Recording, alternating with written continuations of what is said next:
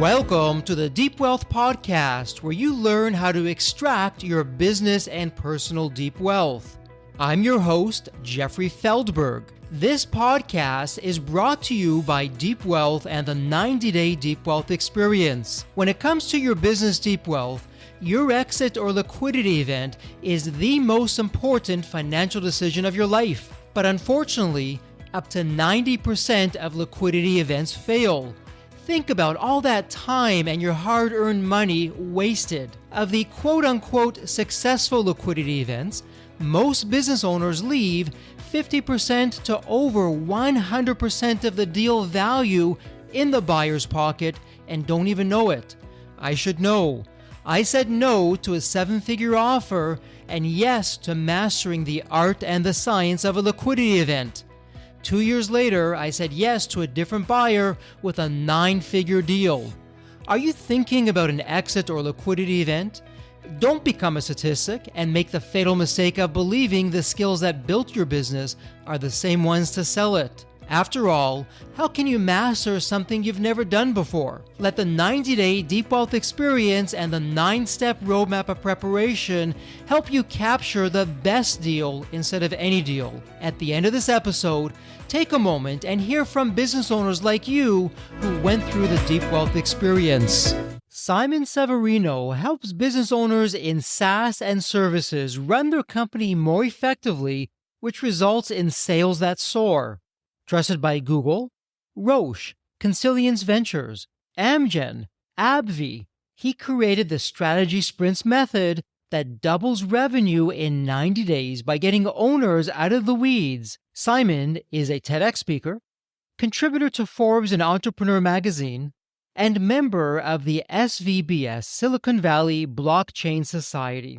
Welcome to the Deep Wealth Podcast. I have a rhetorical question, but I'm going to ask it anyways. For all you business owners, founders, entrepreneurs, would you like to improve your revenues, grow your company, increase your profits? Would you like to have a coach of coaches, someone that is trusted? Stop your search, look no further. You heard it in the introduction. That's what our guest is all about today. But I'm going to stop it right there. We have a lot to talk about. Simon, welcome to the Deep Wealth Podcast. An absolute pleasure to have you with us. And Simon, I'm curious. There's always a story behind the story. So what's your story, Simon? What got you to where you are today? Hey, Jeffrey. Hey, everybody. I was utterly unemployable. Wow. Like most entrepreneurs, couldn't follow any lead. So as soon as I learned the craft, I had to do my own thing. And later I realized, oh, there is something in me that wants to be built, that wants to get out. And now in hindsight, I know, well, this is how entrepreneurs feel. There is something inside of yourself, as a song that wants to be sung. And that was my start. Utterly unemployable guy. You know, it would be interesting if we took a poll for most entrepreneurs. I suspect most of us, if not all of us, Simon, are in that camp of just not being employable. But you found your own superpower, and through your coaching, through your community, through your book, Strategy Sprints, which we're going to be talking a lot about today, you're really paying it forward and making a difference. I'm curious, before we go into the details, when you're coaching one of your clients, a business owner, founder, entrepreneur, and you look across your clients, are you seeing some common themes that are holding us back that perhaps we don't even know about as type A personalities, the change makers, the movers, the shakers? What's going on that we don't see that you're seeing all the time? It's the order of things. They do things that are relevant, but they do them too early. They don't respect the order of things. After 1,600 businesses that we scaled, I have a feeling for the order of the activities. And we can go through that order. There is a reason why, if you go to yoga class, there is a specific order of the asanas. And if you change them, it might not work the same way because there is a reason why you start in that order. And so we can go through things that people do that are completely right at the specific level of your business, but they are wrong if you do them too early. And we can go through them. For example, marketing, ads, spending in marketing in general, but especially for advertisement before you have built a conversion machine. This is one example of things that are done in the wrong order. As a good friend of mine always reminds me, he says, Jeffrey, timeliness is next to godliness. And with what you're doing when you're working with businesses, you're helping them on the marketing side, which really for most entrepreneurs, that's really our Achilles heel. We're strong in a lot of areas, but on the marketing and sales side, it really has some challenges. And that's where you're coming in through your strategy sprints, through your agency, through what you're doing to make a difference there. Simon, let me ask you this. There's so many different ways that we can take our conversation today. You're doing so much. I love what you did with your book, and we'll certainly talk about that. Did you want to start, though, on the marketing side, on the agency side, on the book side? What do you think our listeners should know? Top of mind, top of list for you. Right now, I would start with thinking about costs, actually, because many listeners might be in a slow-growing economy or even a negatively growing economy, stagflation, recession. So first thing that I would do is think about your biggest cost positions and turn them into variable costs. It's such a low-hanging fruit and makes such a difference. If you have vendors, agencies that work for you, let's say they do PR or ads or whatever they're doing, and you have fixed costs, you might want to negotiate them around results, not around time. I like that. Because in some months you will have less results, you will pay less. In some months you will have more results, you will pay more. You need, in such changing environment, you want costs going up when you have more work, and that's fine. You pay them from the profits. And then when you have zero work in a month, then you want to have zero costs. Makes a lot of sense, and it really spreading out some of the risk. So let's talk about that, and really from a bigger picture, because Simon, when I was researching for our interview, going through what some of your customers have to say, there is a common theme that I heard time and time again, and I would love for you to illuminate this for our audience. And the common theme was, for your clients are saying, hey, through the strategy sprints, what I'm able to do is I can earn money while I'm sleeping. I can grow my companies quicker than ever before. So what did you do that took those companies, Simon, I'll call it from zero to hero with your system? I mean, they're always heroes, but they didn't know how to unlock that. So big picture wise, what would be some of the things that you're doing? We think of 3 levels to unlock. We all start in turtle mode. We are underwater. Oh, no, I don't have time. No, please, not another client. Sometimes you help people improve sales, then they have a huge deal and they go, no, I don't want this deal. That's too much. Then I have to work the whole weekend. So that's turtle mode. Then you are underwater. If you cannot take on more clients, if you cannot take on your dream clients, if you 10x and you not even deliver, you're in turtle mode.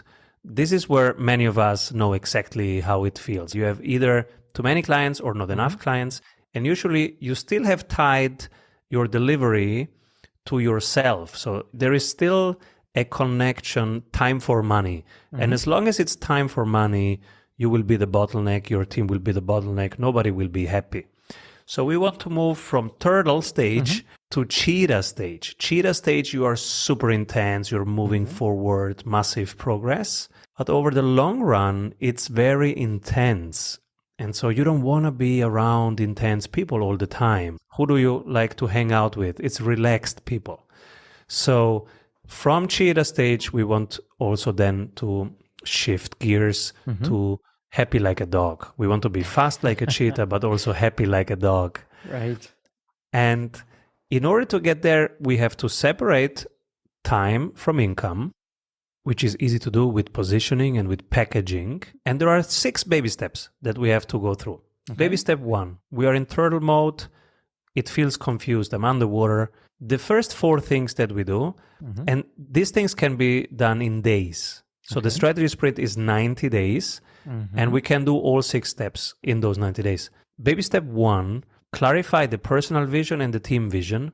We have very specific processes for that. The personal vision is an audio file that you will listen to. So you will speak it onto your phone, and every morning in your me time before the day really starts, you will listen to it. So you will embody your own vision and remind yourself and program yourself, and every cell of your body will be programmed for your success as you envision it. Okay. And that's important for your mindset, your energy, your frequency. And then we go through tangible offer and a passionate buyer. Sometimes there is confusion. Who is your buyer and are they really passionate about buying it? Again, in a recession, stagflation, people will only listen about two things. Can you help me save money? Sure. Can you help me save time? Can you help me increase money? These are the three things they think about. Okay. They will not be interested in talking anything else when it's tough. And it's always a good idea to have a tangible offer and a passionate buyer. Many service businesses don't have a tangible offer. A tangible offer is, for example, in 75 days, I can increase your mental toughness. In 21 days, you can lose 5 kilograms. In 90 days, you can double your revenue. You see how easy it is to remember it, to get it. Absolutely. And it sounds like, if I could just interject here, so you're really, with these 6 steps that you're walking us through, I'm taken back to your book and some of these steps. In chapter 1, eliminate the competition, and you're talking about how you're going to separate yourself from the others, defining your business, talking about your vision. So it's really what you've done. It's a tight-knit system, one to the others, which is terrific to hear. But please continue. So you've given what sounds like the first 2 steps. What's beyond that? What's step number 3 after the tangible offer and the passionate buyer? Now we move to baby step 2. We want Google reviews. And the magical number is 100. 100 Google reviews is a good start. And maybe it's even enough. For most people, it's enough. Unless the people you're compared with, your competitors, if they have more, you want to keep up with them. Because you are compared if you want it or not. So it's an easy thing. It's a matter of days until you can increase that. And sales... this is really important, is all about risk. You are creating risk for them. So in every single moment, think, how can I de-risk this? And Google reviews is a simple way. The social proof, Simon, that you're talking about here, where people see reviews, okay, a lot of people like this particular company, they have good things to say about the service, it's giving reassurance, it's removing the risk. Is that what you're getting at with the Google reviews? Yes, Google reviews and testimonials. Okay. Testimonials in a very specific way. You can go to strategysprints.com. You see how we do testimonials. That's very trustable because you see the face of the person, their words, first name, surname, their role, their company. And you can go to LinkedIn and ask them, hey, Chanel, is it legit? Did you really sprint? Does it really work? Or are you just a friend of Simon?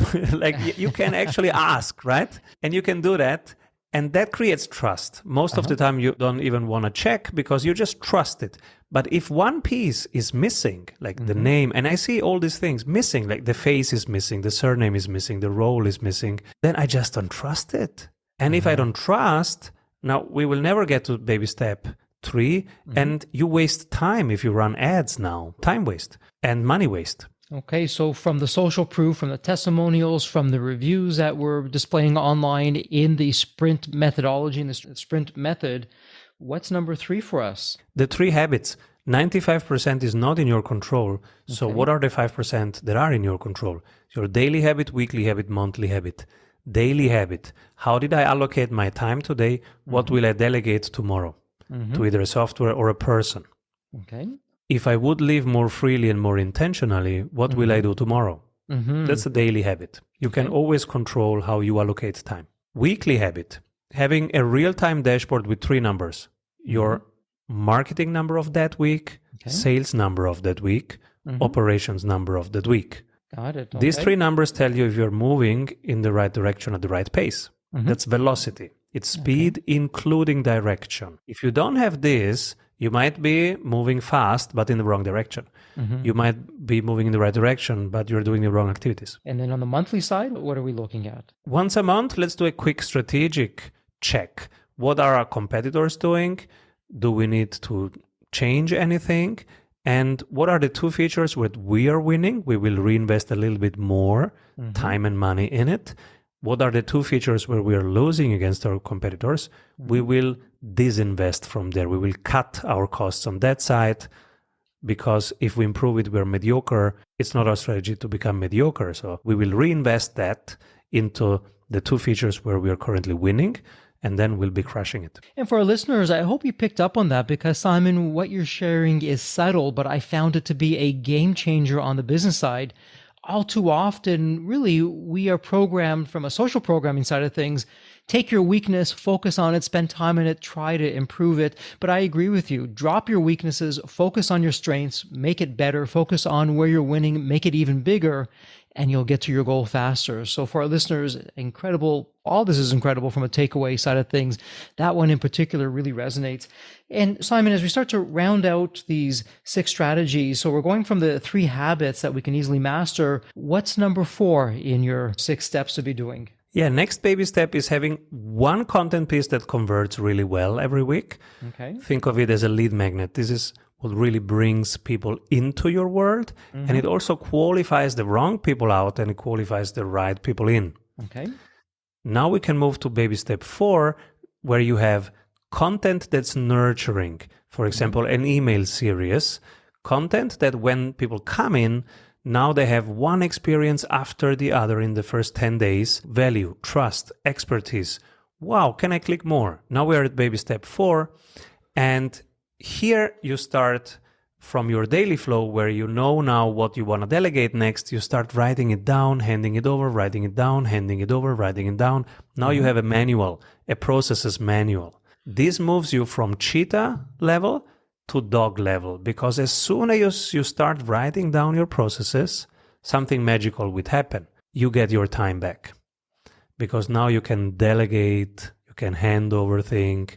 You will immediately win 10 hours, 14 hours per week as soon as you start delegating some of the things that are not in your zone of genius, and you can move to higher leverage tasks.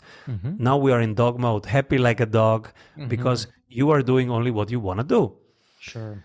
One of our clients, Anthony, his business was totally dependent on him. And he said, Simon, my favorite thing is to write books and to talk on stages. Can we systemize in a way that people can take over marketing, take over sales, take over everything else that I don't want to do? And so in baby step 5, he did that. He systemized, he wrote it down. Initially it was like, oh, how do I have to do it? And I said, yeah, if you want to hand it over, you have to write it down. And then he did it. And then said, Simon, it changed my life. I am now ready for my first COO. So somebody who actually runs most of the business. Got it. Okay. And so the documentation, Simon, is that step 5 or that's part of baby step 4, the documentation?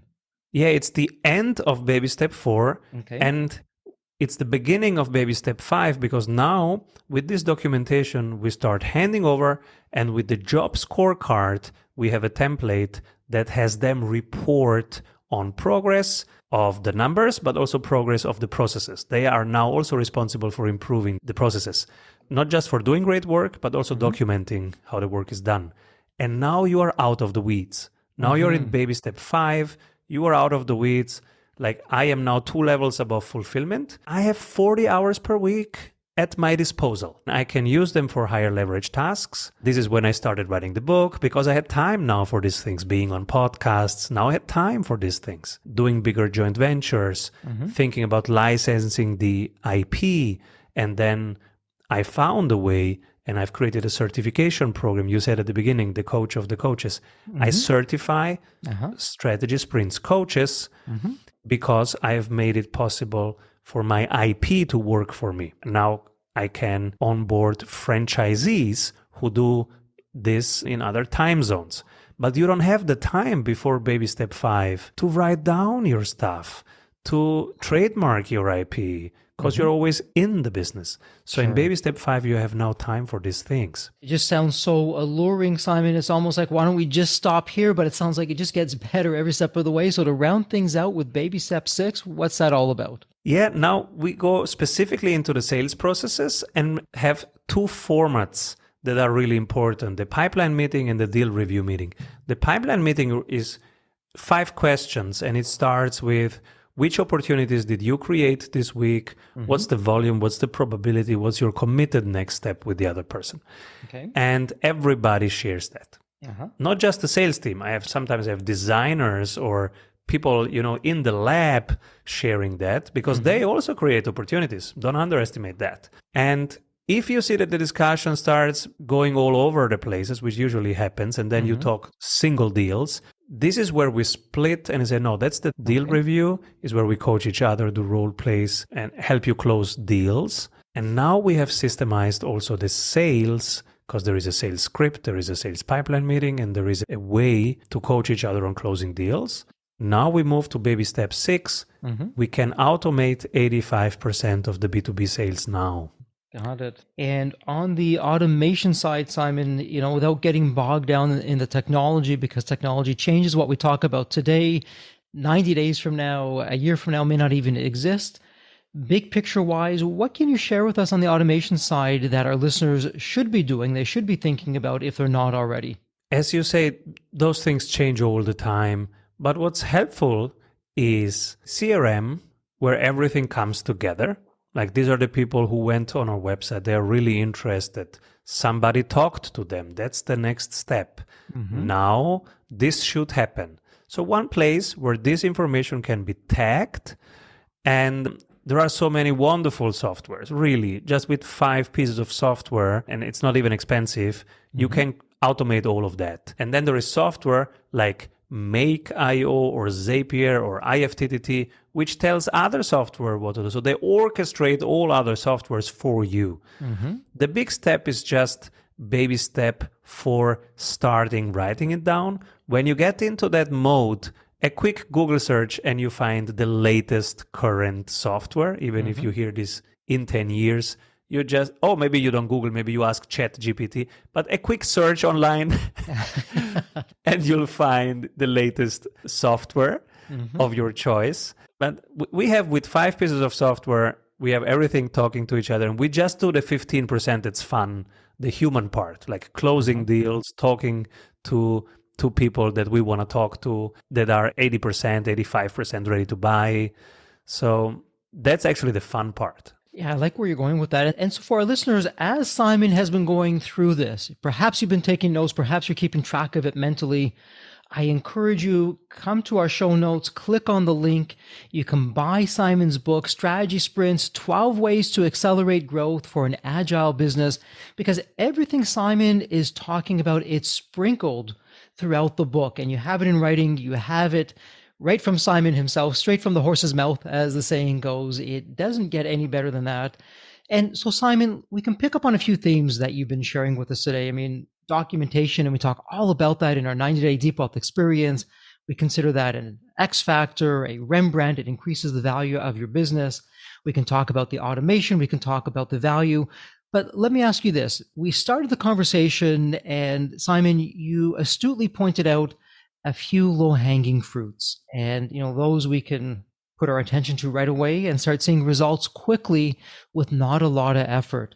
What else would you add to that? So for our listeners saying, wow, we got these 6 steps or baby steps, maybe they're large steps for me, not baby steps, whatever they may be, from the turtle to the cheetah to the happy like a dog. And I love your metaphors that you're using there. But if there's a few things that some listeners, some tangible things that they could take away from what we're speaking about today, some low-hanging fruit where you find that, if you do these 2 or 3 things, 80% of your results are going to be coming from there. What would that be for you? If I had to pick just one that I will use tomorrow, I would use the daily flow, which is this daily habit, right? Okay. And people can download the daily flow on strategysprints.com. Okay. And then they start writing down, okay, this is how I plan the day for tomorrow. And they just use it as their agenda for tomorrow, basically like a calendar, right? And then in the evening, this thing will ask them 2 things. One is, what gave you energy? What took energy from you? What will you delegate next? And you always find something. Believe me, it's 21 years that I'm doing this. And last week, I found something to delegate. Imagine, after 21 years of delegating, I still find things that I can delegate. It's powerful. It's so simple, but it's powerful. And then it asks you, if you would live more intentionally and more freely, what will you do tomorrow? And that reminds me, Simon, think bigger. Come on, don't just optimize stuff. Don't just check boxes. Think bigger. Are you thinking big? Usually not. And so it reminds me, what if I was thinking bigger?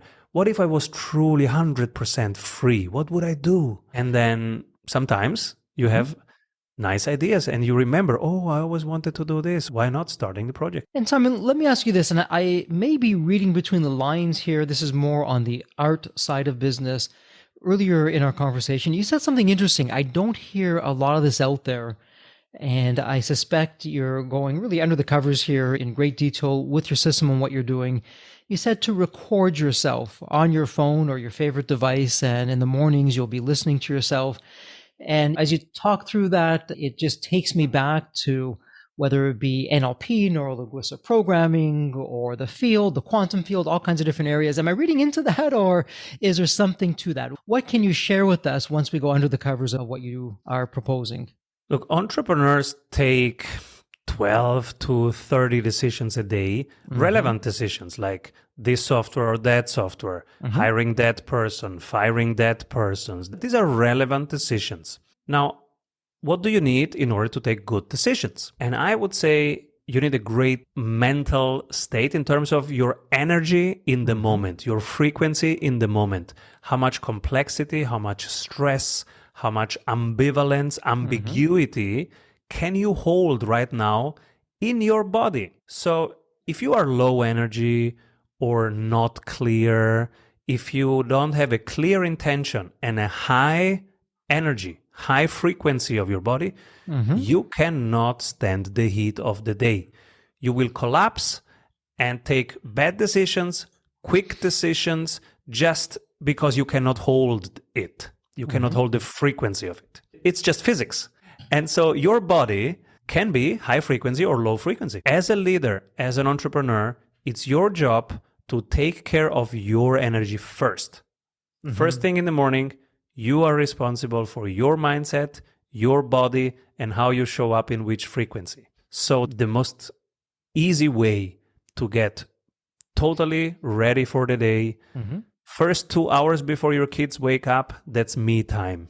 If you don't have kids, first 2 hours before any meeting, that's your me time. And so prepare yourself. Something that is good for you. For most people, it's exercising, nature, something that's good for you. I do running and yoga. And while I run, I listen to it's called vision activation. So whatever success is for me 3 years later, I have written it down on one page. I've spoken it onto my phone, literally, and I listen to it in 6 loops. I listen 6 times. So while I run, it gets imprinted into my body. I am ready for that frequency.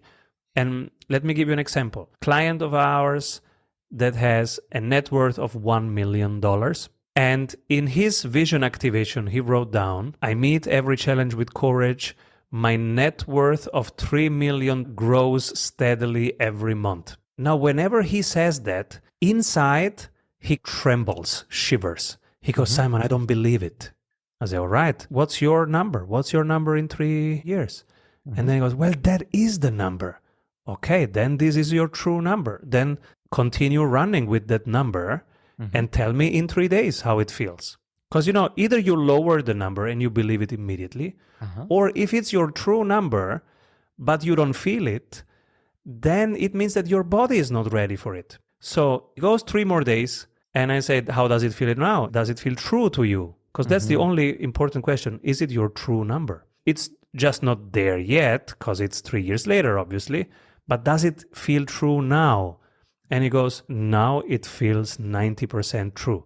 And so you can imagine 1 week later, if you call that guy and you put him under pressure and say, give me your services cheaper, and he has done that, it's business, it happens. Negotiations, deals, mergers, stuff happens. People will pressure you. But if he just did his exercise, his body is programmed for 3 million net worth, he will not give in a negotiation. Sure. A little bit of imposter syndrome. We all go through that, whether it's 3 million or 300 million or 3 billion. That's there really for all of us, part of the human condition. But Simon, let's go back to something that you said. I'm curious, and I'm really with you the first 2 hours of the day, whatever time you wake up, whatever that may be, that you take that for yourself. I do that myself, and I've had tremendous benefit. For the benefit of our listeners, Simon, could you walk us through, so as an example, yesterday or today, what are those 2 hours looking like for you? And please don't feel limited, be as detailed as possible for the benefit of our listeners. Yeah, what's best for me? And that's different for everybody. It depends on how old you are and the number of kids, etc. I'm 42. I have 3 kids under 7.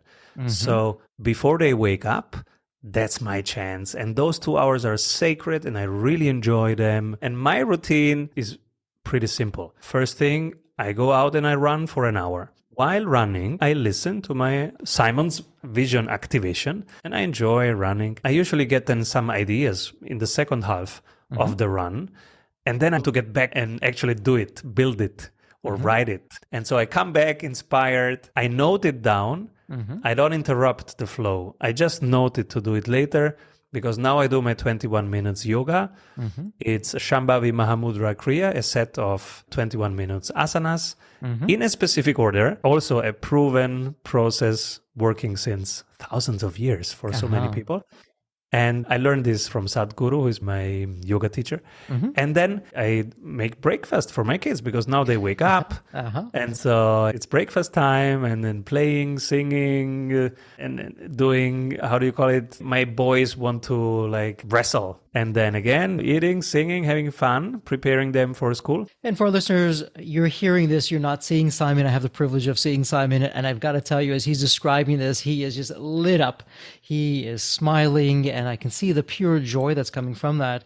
And for our listeners, here's a question from Simon on your behalf and from me to the listeners. What are you doing first thing in the morning? Are you waking up? Are you looking at your phone right away of all the emails and the social media?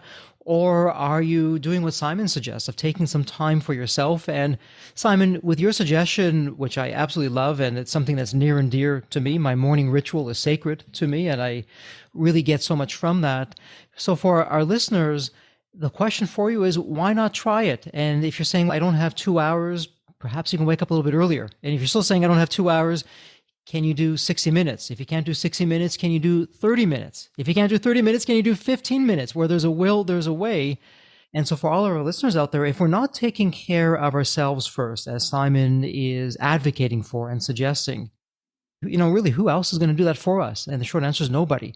But when we take care of ourselves, we can then show up as the best person and take care of everyone else around us. So Simon, very powerful strategies. Let me circle back to the book, and we're going to have to unfortunately start wrapping some things up. But I'm going to put you on the spot with the book because quite openly, every chapter is in its own right absolutely incredible. We could dedicate an episode for each one of the chapters that you have in the book. And perhaps what I'm asking you is like asking you to pick who's your favorite child, but I'll ask it anyways. From your book, if you had to pick one chapter and give the underpinnings of that chapter to the readers, which of the 13 chapters would you be picking from the book that you would want to share with our readers if they, again, had to do one thing, one chapter or one strategy from that chapter? Then it's probably the sales chapter, because most people need the basic flow of a sales conversation. There is a flow in the sales conversation. And we see so many recordings of sales calls that they start wrong, they're wrong in the middle, and they end badly. They don't end with a closed deal. There is just a sales chapter in itself can probably improve how you start your sales conversation, how you lead it, and how you end the sales conversation. And it's a very practical checklist, can be easily implemented. Some terrific advice. And you know what? If we can't get the sales down, there's no business if we're open about it. It's just really a matter of time. And so for listeners out there, we've really been all over the map here. And again, we'll put this in the show notes. I encourage you to go there. You can find Simon's website. On the website, there's wonderful tools that you can download. Simon, you alluded to a few of them earlier in our conversation. You can check out the link for the book.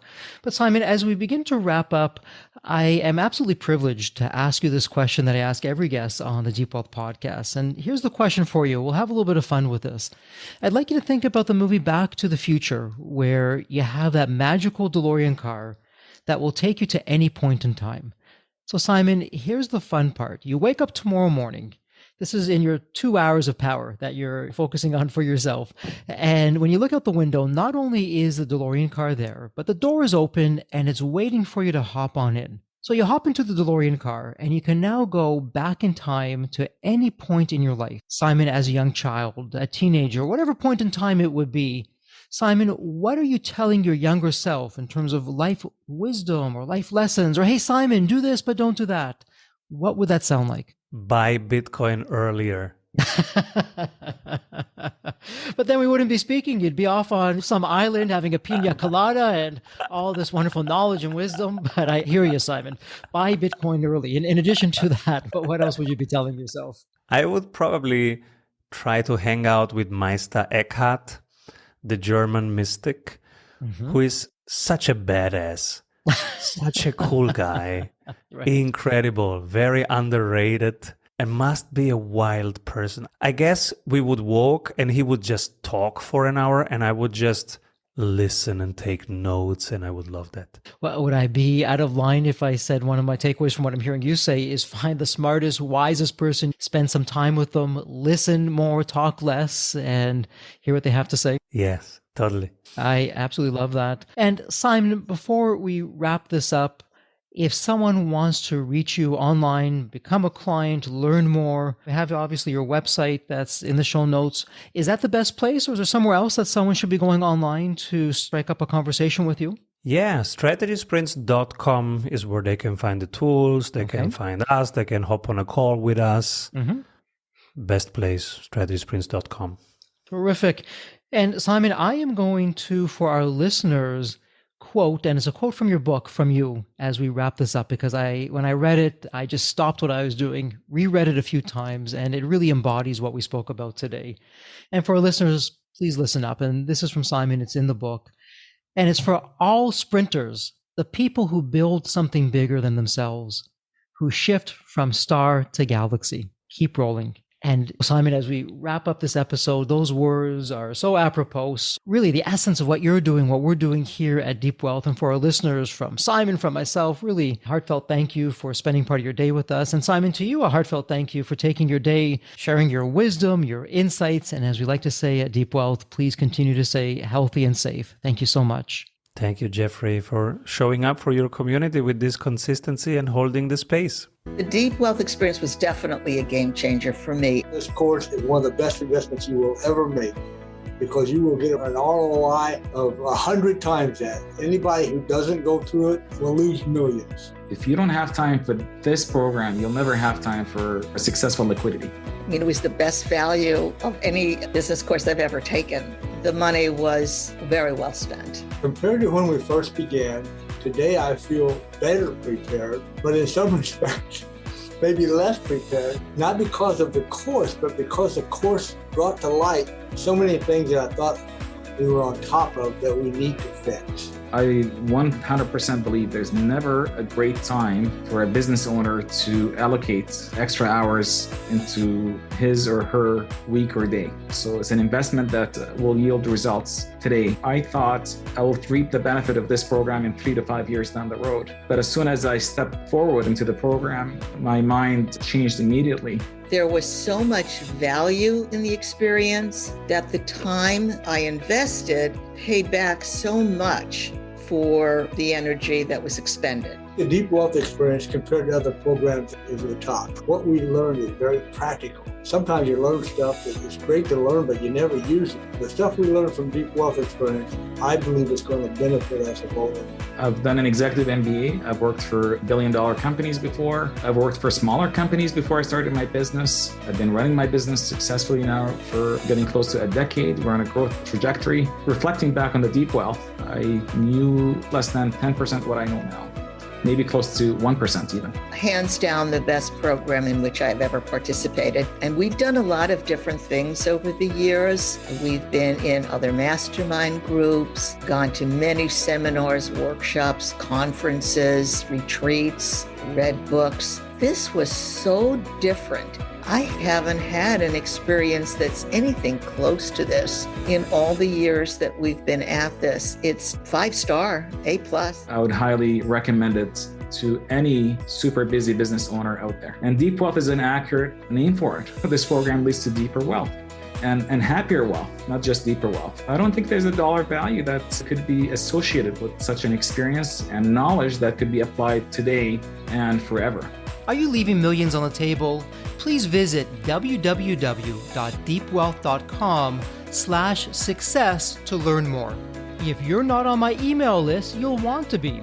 Sign up at www.deepwealth.com/podcast. And if you enjoyed this episode, if it added value, if you walked away with some new insights and strategies, please leave a review on your favorite podcast channel.